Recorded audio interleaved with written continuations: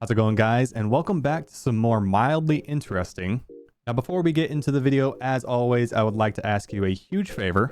If you guys are enjoying the content and see yourself returning to the channel quite often, I would really appreciate it if you hit the subscribe button as well as left a like on this video. It helps me out a lot and it helps the channel grow. But with all that being said, let's go ahead and get into the interesting stuff. Twin water spouts at my job today. Oh, wow, that is cool. So I never really thought about, like, what is more dangerous, a water spout or a tornado, or are they about the same? I guess. I don't know. I would probably assume that they're about similar in the realm of danger. So it's a good thing that they are far away. Would not want to be caught up into any of that. So also, is it rare to have two so close together like that? Like, wouldn't they kind of conflict with each other? I mean, it looks pretty far off from where you're at, which I'm assuming you're probably at a beach somewhere, because I can see like a red buoy out there. So you're probably sitting on the beach. Maybe you're a lifeguard. I don't know. But judging by how far that is away from you, and just like, I guess they could be miles apart, I'm assuming. They look close together, but yeah, they're probably miles apart from each other, I'm just gonna assume. Yeah, that's pretty neat. Pretty cool. Facebook Marketplace guy just paid me $45 in $22 bills and a 5-dime roll. Wow. That's definitely interesting. Also, how do you have that many $2 bills? Like, aren't those rare these days? I know you can still use them as currency, but like, aren't they definitely don't make them anymore, but they're definitely not out of circulation either. So it's like, I don't know. I have a $2 bill somewhere. I don't know where it is. I don't know. How rare is a $2 bill these days? I have no idea. I'm gonna have to look that up sometime. But yeah, that's interesting, but kind of inconvenient. Like, this guy didn't have two 20s and a 5 to give you, but had $22 bills and a dime roll. Okay. I mean, it works. Money's money, I guess. So just put it in your bank. This coffee maker box showing the weakest cup of coffee ever made. Yeah, that shit's water.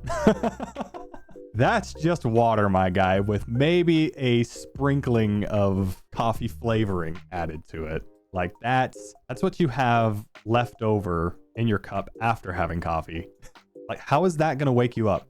How is that going to do anything to you? That is the equivalent of having an energy drink, pouring maybe a drop into a cup and the rest water. That's that's at least how I see it. Yeah, that would not do anything for you whatsoever. You might as well just drink water at that point. Squirrel holding its child or some squirrel's baby. That's adorable. That's cute. I mean, the picture quality isn't that good, but you can see, I think that's the head right there, because you can see the little ear right there, and they're just cradling the child. That's adorable. Also, usually in like the animal kingdom and stuff, you don't really see their parents holding their child like that. Aren't they usually like carrying them by their teeth or something? I don't know. That could just be cats, like big cats. I don't know. Kangaroos have a pouch for that purpose. Yeah, I don't know. Very cute though.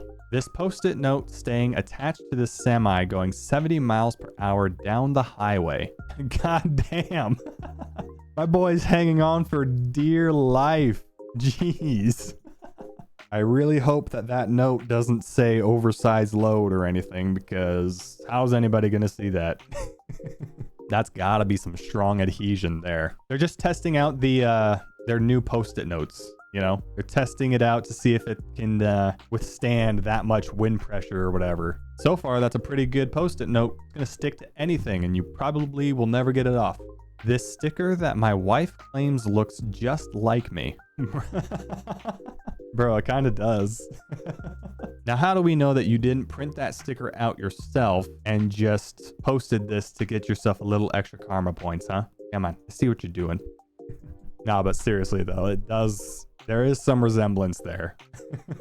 That's funny. My mall has their hours of operation locked behind a QR code. Bruh. Why are you going through that much effort to be relevant to the kids with the QR codes and all this digital era bullshit? Why couldn't you have just printed out the hours? Probably would have used less ink to do that than printing out a whole QR code. Like, let's be honest here, right? But for science purposes, I have to check the QR code now. This better not be a trick and have a jump scare waiting for me. No, it really is the hours. Let's see if I can... You can see that. It literally is the hours of the mall. Okay. Yeah, that is very interesting and also inconvenient.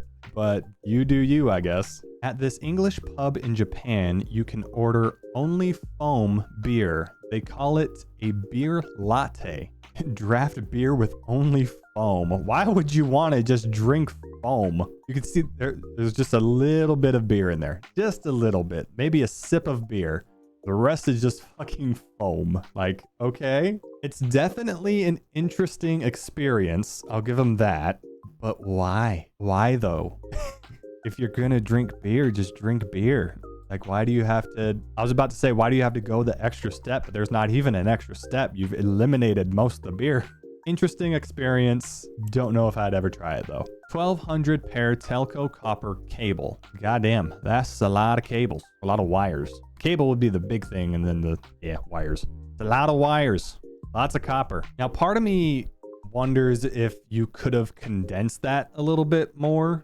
Like, instead of all those individual copper wires, put a little bit more into like a slightly bigger enclosing, I don't know, English. I don't know. That seems a bit excessive to me to have just that much small copper wiring inside that.